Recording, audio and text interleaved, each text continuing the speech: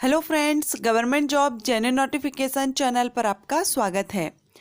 Friends, आज के इस वीडियो में मैं आपको स्टेनोग्राफर कैसे बने इसके बारे में मैं जानकारी दूंगी। गवर्नमेंट जॉब आप कैसे ले सकते हैं, किस किस सेक्टर में गवर्नमेंट वैकेंसीज रहती हैं स्टेनोग्राफी के लिए, सारी जानकारी मैं आपको इस वीडियो में दूंगी। अगर आप स्टेनोग्राफर में अपना कैरियर बनाना चाहते हैं, स्टेनोग्राफी सीखना चाहते हैं, तो वीडियो को एंड तक जरूर देखिएगा। सबसे पहले हम देख लेते हैं किस किस पॉइंट पर मैं आपको यहाँ पर एक्सप्लेन करूंगी। सबसे पहले व्हाट इज स्टेनोग्राफर। स्टेनोग्राफर क्या है? Work of stenographer. स्टेनोग्राफर का वर्क क्या रहता है, या स्टेनोग्राफी का कोर्स आपके अवेलेबल है तो आप उसको कर सकते हैं। एलिजिबिलिटी क्या है, सिलेबस क्या है, एग्जाम पैटर्न क्या है, एंड यहाँ पर जॉब स्कोप, आपका जॉब स्कोप क्या है, जॉब अपॉर्चुनिटीज़, और साथ ही साथ सैलरी आपको क्या रहती है। ये सारे पॉइंट्स मैं आपको इस वीडियो में क्लियर करूँगी। वीडियो को एंड तक जरूर देखिएगा अगर आप स्टेनोग्राफर बनना चाहते हैं। वीडियो स्टार्ट करने से पहले मैं जैसा कि हमेशा कहती हूँ, अगर आपने अब तक चैनल को सब्सक्राइब नहीं किया है, चैनल को सब्सक्राइब कर लीजिए, बेल आइकन को प्रेस कर लीजिए। जैसा कि आप जानते हैं, मैं government job vacancies and courses के बारे में जानकारी देती हूँ। तो अगर आप भी ऐसी कोई जानकारी चाहते हैं वैकेंसीज से रिलेटेड या कोर्सेज से रिलेटेड, तो चैनल को सब्सक्राइब कर लीजिएगा, बेल आइकन को भी प्रेस कर लीजिएगा ताकि आपको नोटिफिकेशन टाइम से मिल सके। चलिए अब हम वीडियो स्टार्ट करते हैं।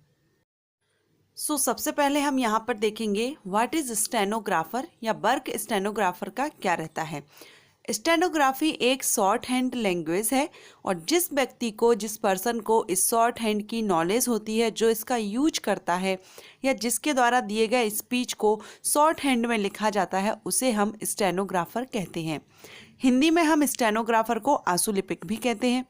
स्टेनोग्राफर के लिए लगभग सभी डिपार्टमेंट में, ऑलमोस्ट सभी डिपार्टमेंट में वैकेंसीज रहती हैं, पोस्ट अवेलेबल रहती हैं, या हम कहें स्टेनोग्राफर की सभी डिपार्टमेंट में आवश्यकता होती है। इसमें आपके लिए जॉब के चांसेस अच्छे खासे हैं। गवर्नमेंट के थ्रू कई डिपार्टमेंट हैं जहां पर स्टेनोग्राफर की भर्ती की जाती है। सेंट्रल गवर्नमेंट, स्टेट गवर्नमेंट, दोनों ही गवर्नमेंट के द्वारा अलग अलग डिपार्टमेंट्स में, विभिन्न डिपार्टमेंट्स में भर्ती की जाती है स्टेनोग्राफर के लिए। और ये जो एग्ज़ाम कंडक्ट किया जाता है वो एसएससी के थ्रू किया जाता है।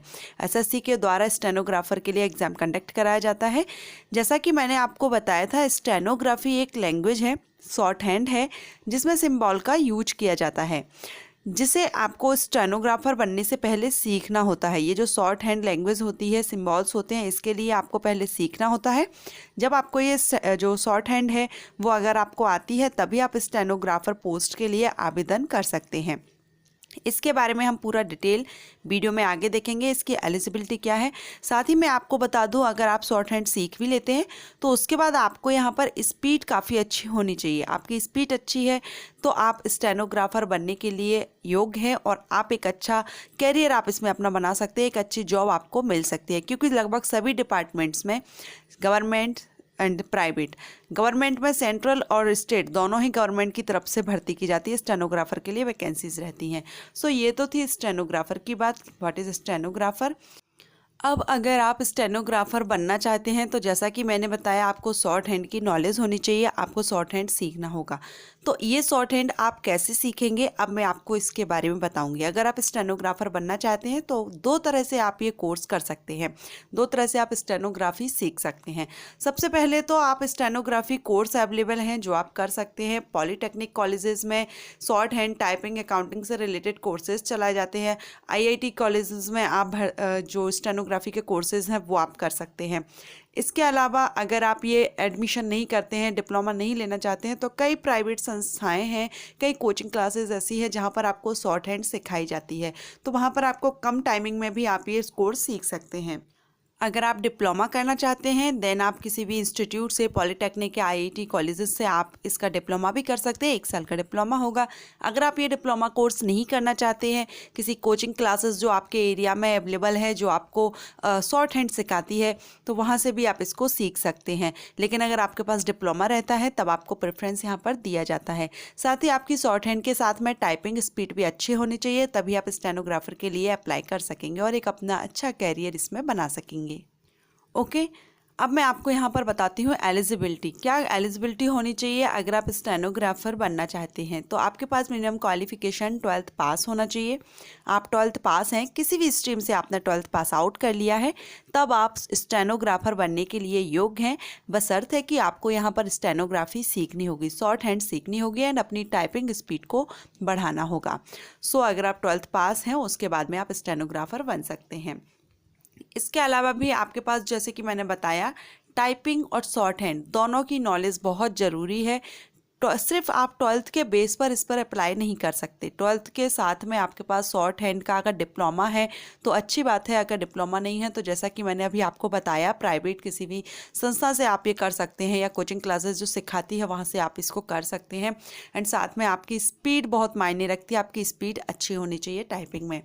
इसके साथ ही एज लिमिट देखें तो यहाँ पर 18 से 40 साल एज लिमिट रखी गई है। ये सभी कैटेगरीज के कैंडिडेट की जो एज लिमिट रहती है, रूल्स जो रिलैक्सेशन दिया जाता है उसको साथ में मैं आपको इन्वॉल्व करके इसमें बता रही हूँ। तो इसमें मिनिमम 18 से मैक्सिमम 40 साल तक एज लिमिट रहती है। आप स्टेनोग्राफर पोस्ट के लिए अप्लाई कर सकते हैं। ओके फ्रेंड्स, सो ये थी eligibility and typing speed, short hand and age limit के बारे में। अब हम आप बात करते हैं यहाँ पर सिलेक्शन प्रोसीजर।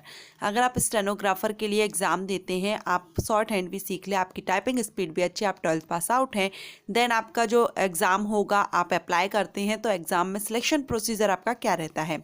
तो यहाँ पर सबसे पहले आपका रिटन एग्ज़ाम होता है, जिसमें आपसे general Hindi, general English, math, GK, reasoning के क्वेश्चंस आपसे किए जाते हैं।